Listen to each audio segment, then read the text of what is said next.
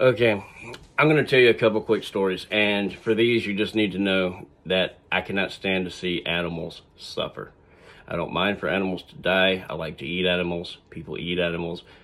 I don't mind for animals to die as long as it's fast and quick. I cannot stand to see an animal suffer. That hurts me. It hurts me somewhere deep, and I really can't explain it. Like deep down, to see an animal suffering hurts me. I can't deal with it. So, and now you'll understand why I did what I'm about to tell you. Two quick stories. So, I was leaving Bob's house one night with this other guy, another friend of mine, and we're driving down these country roads, no street lights. I don't even think there's a line in the middle of this road. It's just barely paved. And so we're way out in the country, going back to this other guy's house. And we see this rabbit dart. It just darts out in the middle of the road, right in front of my car. No way to stop. Nothing I can do. Boom! I hear my tire hit it. I know that I hit it. So I drive on, and then I just stop. I slam on the brakes because I had looked in my rearview mirror, and I was like, it's moving. I could see that it was disabled, clearly disabled, but it was still moving. So I was like, oh. And so the guy he's like, what are you doing? I was like, I hit that rabbit. He's like, yeah, I know. I was like, it's still moving. It's still alive. He goes, okay. I said, we cannot let it sit there and suffer. We cannot let it lay there all night and suffer. He's like, what are you gonna do? Because I didn't have a gun with me. And I guess this was before I turned 21. Anyway, so I didn't have a gun with me at the time. So, it's like, what are you gonna do? So I said, I'm gonna kill it. I'm gonna kill it. I can't have it there suffering all night. And so I turn around. We had gone about 100 yards down the road. I turn around and finally get back down there to it and shine my headlights on it. And you can see it right there on the line, the far right. If you're on the far line of the road, we're coming back the other way, so the far left. And I see it there, and I can see its front paws moving. You can tell, I'm getting out of the car and I look at it, you can tell that its back legs are trashed. They're just absolutely broken. You can tell its back's broken. You can tell this rabbit is not gonna live. Had there been a way for it, I mean, I would have helped it off the road, but this rabbit's gonna die. The only question is it gonna lay there for 6-7 hours, suffer, and then die? Or can I make it not have to suffer? And so, regrettably, I was like, I gotta kill it. I have to kill it. And he's like, what are you gonna do? I said, okay, well, here's what we're gonna do. I'm gonna get back in my car. I'm going to back up. I'm gonna put the tire right on its head. And I gotta make sure I put it right above its head, because it's not moving. And then I'm gonna back over this rabbit's head.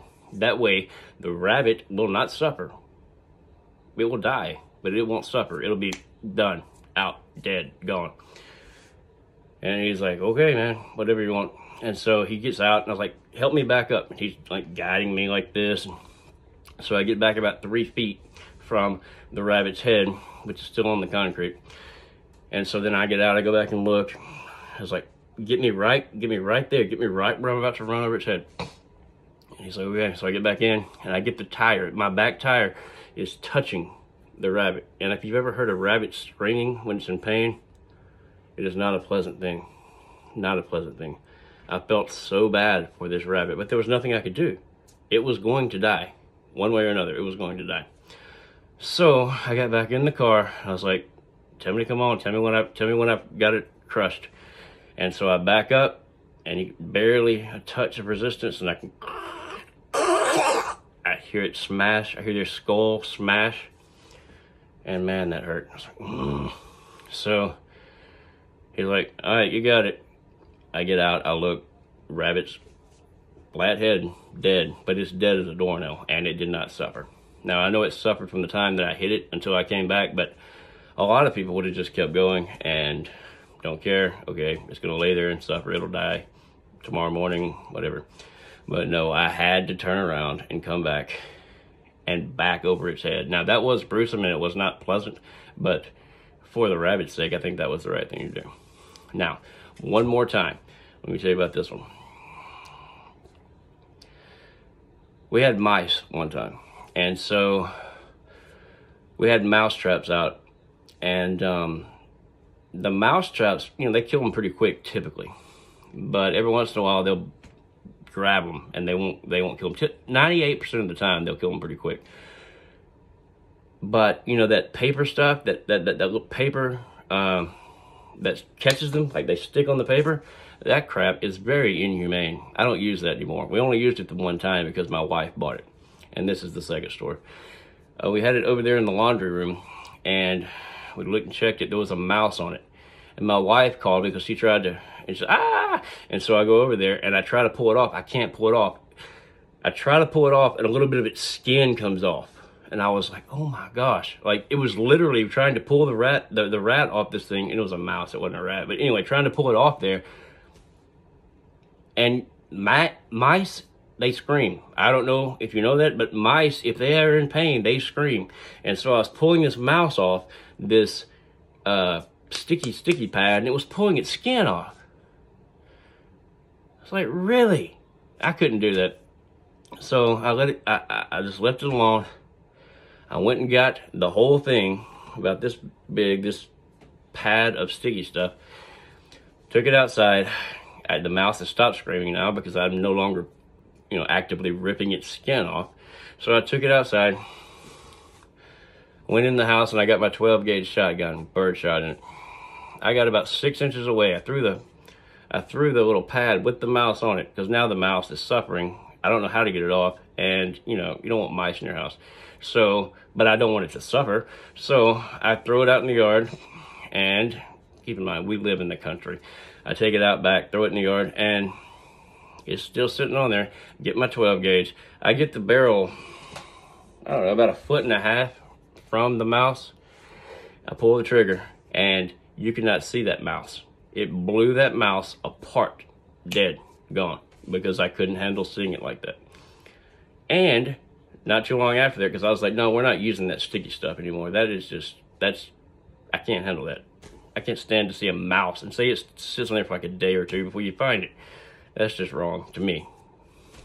Now, when it comes to animals, I'm not telling anybody else what to do, how to think, but for me, I can't handle that. And so the last little tidbit there is, we stopped using, and this was all during one winter. We haven't had mice since then, but we started using the traps, only the traps that snap their neck, you know.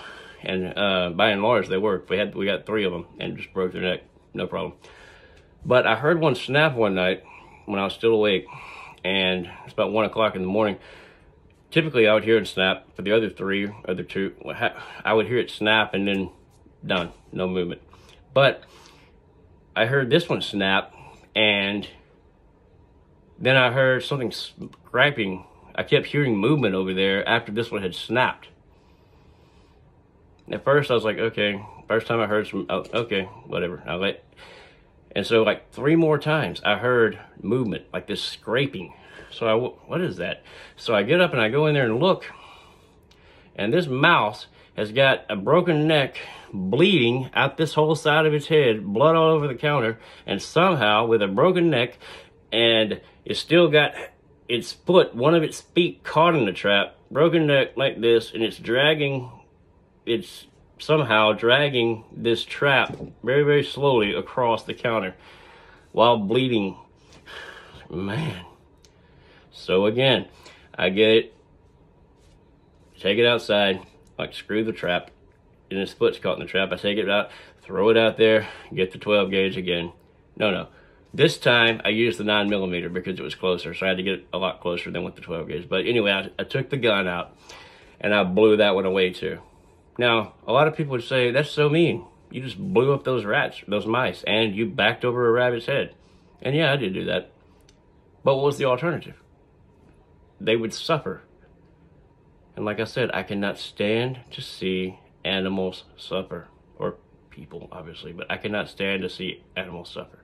That is the point of this video.